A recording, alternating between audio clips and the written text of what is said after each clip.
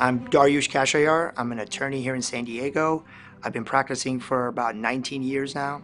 My law firm, Khashayar Law Group, we specialize in civil litigation. My name is Shami. I'm an attorney. I've been practicing law now for well over 30 years. Mr. Brownlee and his wife were walking home from having dinner in Pacific Beach.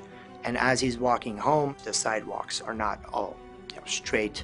And there was a dangerous condition part of the sidewalk where he tripped and fell, ended up shattering his arm, which he had to have surgery for, and cracked his head, which he ended up having a TBI.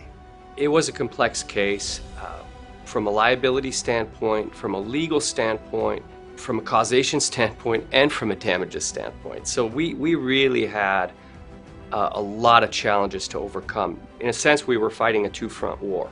We were fighting with the Homeowners Council, and we were fighting with the city's council. The city did not take responsibility for any of the work, even though they knew about this specific dangerous area for almost 10 years before my client had fallen on this area.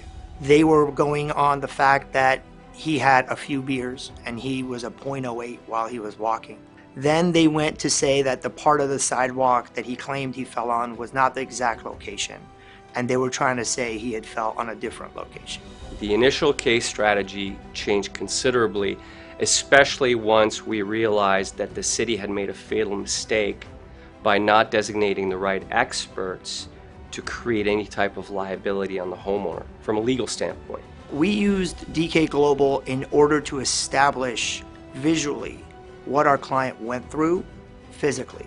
What the visual is depicting there is the cutaway of the brain sloshing to the end of the skull, hitting the end of the skull right about where the injury is taking place on the forehead, and then rebounding to the exact opposite side of the skull. DK Global put the video together with regards to how the brain moved once it hit the concrete, the visual effects of how the fall happened, and especially with a brain injury case where it's not something you can see and touch, it's inside. I thought it was very powerful for the jury. I believe the most they ever offered on this case was $100,000. Ultimately, a jury verdict came for a little over $4.5 million. And then after that, we filed motion for costs and fees. So I believe the final judgment was roughly around $4.8 million. Working with DK Global was very seamless. I believe that one of the biggest effects psychologically to using these earlier on in a case is showing to the defense that you're prepared. Using the demonstrative, using all the technology, it's necessary.